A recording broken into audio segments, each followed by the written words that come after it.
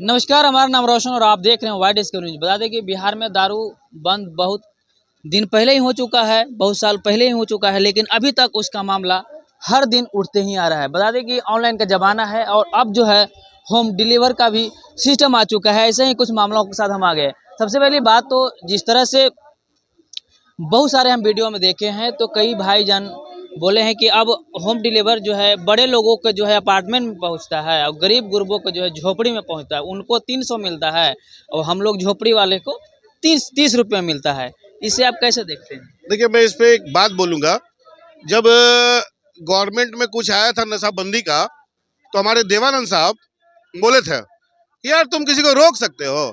जिसको साला गांजा पी के पीना है मरेगा, जिसको सिगरेट पी के मरना है मरेगा, जिसको दारू पी के मरना है मरेगा। तुम रोक नहीं सकते हो। और जिसको पीना है पिए यार, तेरे बाप का क्या ले रहा है? अगर कोई अपने पैसे का नशा कर रहा है तो करने दो। तो इसी बात पे हम आपसे बात कर रहे थे। जिस दिन पहले कुछ दिन पहले नीतीश जी खुद बोले थे कि जो पिएगा वो मरेगा, ठीक है। वो बोले, बाद में फिर वो अपनी जो बात को वापस ले लिए। वो कहे कि जैसे ही मौत होता है हम उसको मुआवजा देने के लिए हमेशा तैयार हैं। देखिए, यहाँ पे गवर्नमेंट की ये गलत नीति है। या तो आप एक स्टैंड पे रहो ना। जब आपने बिहार में बंदी किया तो फिर आप मुआवजा किस बात का? तो ये तो फिर मतलब मैं इसको दूसरे लफ्जों में नहीं बोल सकता हूँ। तो ये तो गवर्नमेंट की गलत नीति है ना। ये तो सिर्फ अपने आप को चमकाना हुआ कि देखिए मैंने शराबबंदी भी कर दी और अगर कोई मर रहा है तो उसको मुआवजा भी दे रहा है। तो ये तो क्या हो गया? ये जनता को भ्रमित करने का काम हो गया। आप एक स्टैंड पे रहो ना। आपने बंद किया तो बंद करो। और काहे का बंदी है मेरे भाई? नहीं बंदी है। मत मत मैं सरकार तो मैं दावा बत, दावा करती है ना। देखिए भैया, गठबंधन कुछ दिन पहले आरजेडी वाले भी कहते थे, जब नीतीश जी ने सब सत्ता के भूखा हैं। मैं बार बार एक ही बात करता हूँ, नेता किसी का नहीं है, सबको सत्ता प्यारा है। वो जनता के हित का बात नहीं करेगा। यानी कि जनता को मूर्ख बना रहे। पब्लिक को आवाज उठाना पड़ेगा। और सदियों से मतलब देखिएगा इस देश में जब भी कोई आंदोलन हुआ सरकार घुटने पे टेके। अभी देखिए ना, अभी आप देखिए बीजेपी वाले लाए थे, मतलब सरकार जो केंद्र में है वो उन लोगों के ट्रक वाले के लिए, ट्रक वालों ने 2 दिन हड़ताल कर दिया, छोड़ दिया। पर देखिए उनको वापस लेना पड़ा। अरे यार, कोई नियम लाओ तो सोच समझ के लाओ। आप ऐसा नियम ला रहे हो, जो इंसान 15,000 का महीना कमाएगा वो 10 लाख रुपया कहाँ से देगा आपको? अगर एक्सीडेंट हो जाता है तो प्लस 7 साल सजा कटेगा। तो बोलेगा भाड़ में जाओ, ऐसा नौकरी चला तुम अपना।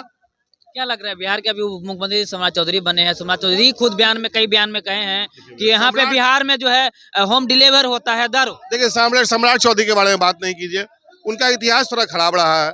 वो पहला ऐसा शख्स है बिहार के इतिहास में जिनको 2 बार निष्कासित और निलंबित किया जा चुका है, विधान परिषद से और विधानसभा से।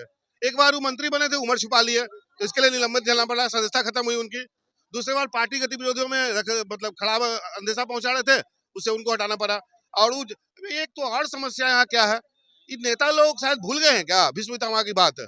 भीष्म पितामह ने बोला था कि बेटा प्रतिज्ञाबद्ध मत रहना कभी जीवन में। ये लोग बार बार प्रतिज्ञा ले लेते हैं, मुरठा बांध लेंगे तो हमारे नीतीश जी मर जाएंगे, नहीं जाएंगे, मिट्टी में मिल जाएगा। अरे यार, तुमको क्या जरूरी से बोलने का? क्यों क्यों क्यों बार बार जनता को परेशान कर रहे हैं आप ऐसे? मतलब किसी चीज की गरिमा और मर्यादा होता है ना। क्या कर रहा है इसे? गरिमा होती है ना। सबसे बड़ी बात यही है कि जनता को अब क्या कुछ स्टैंड लेना पड़ेगा, क्योंकि दारू बंद नहीं है। आप भी कह रहे हैं, कई विपक्ष के नेता है वो होते हैं, वो भी कह रहे हैं। अब जनता कुछ नहीं कर सकती है।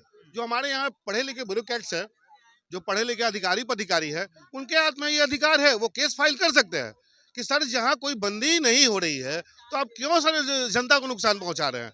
8,000 करोड़ का नुकसान इस प्रदेश को क्यों दे रहे हैं? और अगर आपने इस प्रदेश को 8,000 करोड़ का नुकसान दिया है तो उसके एवज में आपने क्या किया, ये बताइए आके। आपने एक देखिए, हिटलर नहीं बनिए, हिटलर नहीं बनिए, राजशाही मत लाइए। आप क्या है भाई, सुबह उठते हैं ये लागू हो गया नियम, क्यों? आपने पूछा? आप जनता से भी तो पूछ लो। हम केजरीवाल कुछ दिन पहले पंजाब में सरकार बनी, आई थोड़ा सा नहीं ना, कुछ दिन सरकार पहले पंजाब में बनी, तो उन्होंने मुख्यमंत्री कौन हो पंजाब का, अगला सीएम कौन हो, उसके लिए वो वोटिंग कराए थे। जिसकी 3-4 नाम दिए थे उन्होंने, 3-4 नामों में मान सिंह का नाम ऊपर आया, तो उनको सीएम पद का दावेदारी ठोका गया। तो क्या उस तरह का भी जो बोल रहे हैं कि जनता से पहले कोई भी अगर समस्या होती है उसके पहले जनता से भी एक बार बात किया जाए जिससे मन की बात होती है। नहीं नहीं, ये सब तो फालतू काम है, मन की बात और ये बात और वो बात। अरे मोदी जी, मैं मोदी जी को बोल देता हूँ, आप इतना चुनाव प्रचार करते हैं, चारों तरफ पूरे इंडिया में आप ही का चेहरा है, फिर आपको मन की बात करने की जरूरत क्या है? प्लस मीडिया तंत्र आप ही की वाहवाही दिखाती है, तो अब आपको क्या जरूरत है? तो आप तो झूठ मूठ का सरकार का पैसा बर्बाद कर रहे हैं।